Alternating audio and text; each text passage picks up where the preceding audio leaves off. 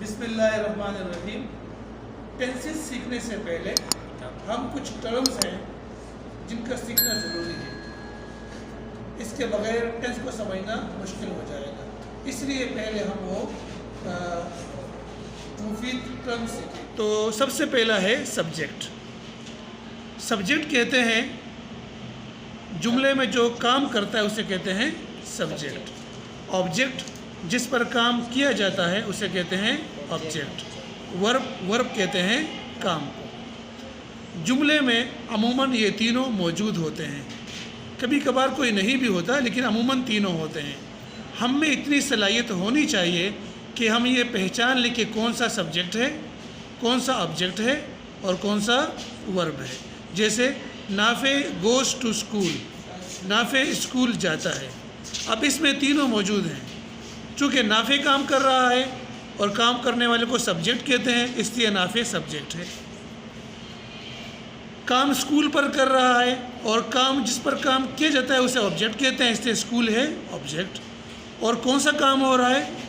नाफे जा रहा है, तो जाना जो है गोज़, वो वर्ब है। इस तरह हम किसी सेंटेंस में या जुमले में हम इतनी सलाहियत होनी चाहिए हम में कि हम तीनों को पहचान लें कि सब्जेक्ट कौन सा है, वर्ब कौन सा है और ऑब्जेक्ट कौन सा है। इसके बाद आते हैं नाउन पर। इंग्लिश में नाउन की 5 किस्में हैं, यहाँ हम सिर्फ 2 किस्में पढ़ेंगे। तो पहले नाउन की तारीफ समझते हैं। नाउन कहते हैं नाम को, नेमिंग वर्ड। पहली किस्म है कॉमन नाउन, दूसरी किस्म है प्रॉपर नाउन। कॉमन नाउन आम नाम को कहते हैं।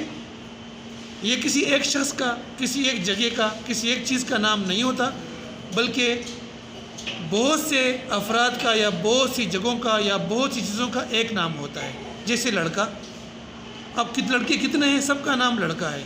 जैसे मस्जिद, जैसे किताब, कोई भी मस्जिद कोई भी किताब। इसका उसूल ये है कि अगर ये जुमले के शुरू में आएगा तो कैपिटल लेटर से लिखा जाएगा, वरना फिर स्मॉल लेटर से लिखेंगे इसको। जैसे गर्ल्स, लड़कियां, ये कॉमन नाउन है। Girls are playing with dolls, ये शुरू में आया है तो हमने इसको कैपिटल लेटर से लिखा है।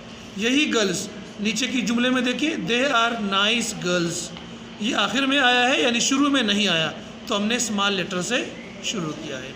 अब देखिए यहाँ पर प्रॉपर नाउन को, ये ख़ास नाम को कहते हैं। ये किसी एक आदमी का, किसी एक जगह का या किसी एक चीज़ का नाम होता है। जैसे हमने लड़के की जगह हम कहते हैं असद, तो असद एक लड़के का नाम है, हर लड़के का नाम असद नहीं होता। जैसे हक्कानी मस्जिद, हर मस्जिद का नाम हक्कानी मस्जिद नहीं होता। जैसे इजी मैथ, हर मैथ का बुक का नाम इजी मैथ नहीं होता। इसका उसूल ये है कि जुमले में जहाँ में आएगा कैपिटल लेटर से लिखा जाएगा। जैसे एमन इज़ माई डॉटर, एमन एक प्रॉपर नाउन है, शुरू में आया है तो कैपिटल लेटर से। यहाँ देखिए शी इज़ एमन, यहाँ भी आखिर में आया लेकिन फिर भी कैपिटल लेटर से लिखा गया है।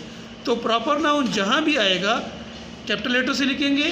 कॉमन नाउन अगर शुरू में आएगा तो कैपिटल लेटर, कहीं और आएगा तो फिर स्मॉल लेटर से लिखा जाएगा। अब हम प्रोनाउन पढ़ते हैं। प्रोनाउन एक ऐसा लफ्ज़ है जो नाउन की तरफ इशारा करता हो या नाउन की जगह इस्तेमाल होता हो। जैसे अल्लामा इकबाल हमारे कौमी शायर हैं, वो सियालकोट में पैदा हुए, उन्होंने इब्तिदाई तालीम अपने कस्बे में हासिल की। अब यहाँ देखिए अल्लामा इकबाल एक नाउन है, यहाँ दूसरे जुमले में वो सियालकोट में पैदा हुए, ये वो जो है इशारा करता है अल्लामा इकबाल की तरफ, या इसने अल्लामा इकबाल की जगह ले ली है, तो ये प्रोनाउन है। इसी तरह उन्होंने, उन्हों भी प्रोनाउन है क्योंकि इसने भी अल्लामा इकबाल की जगह ली है या उसकी तरफ इशारा कर रहा है।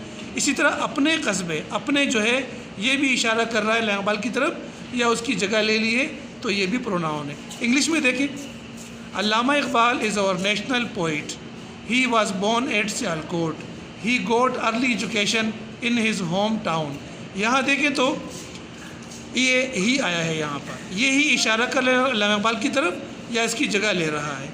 इसी तरह यहाँ भी देखें ही, ये भी प्रोनाउन है।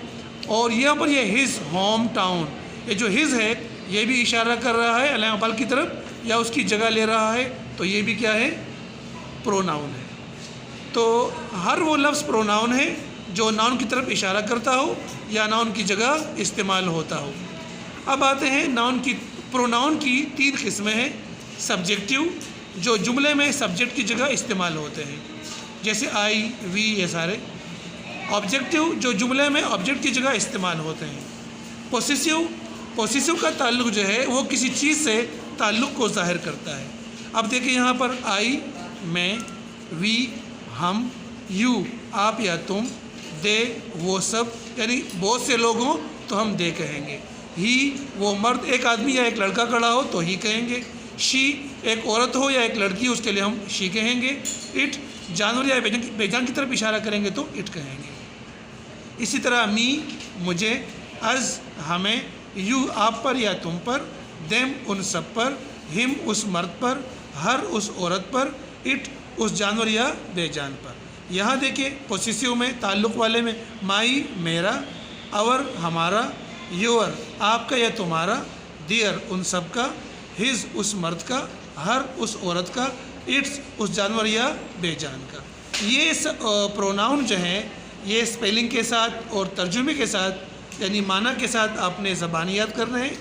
یہ بار بار ٹینس میں آئیں گے.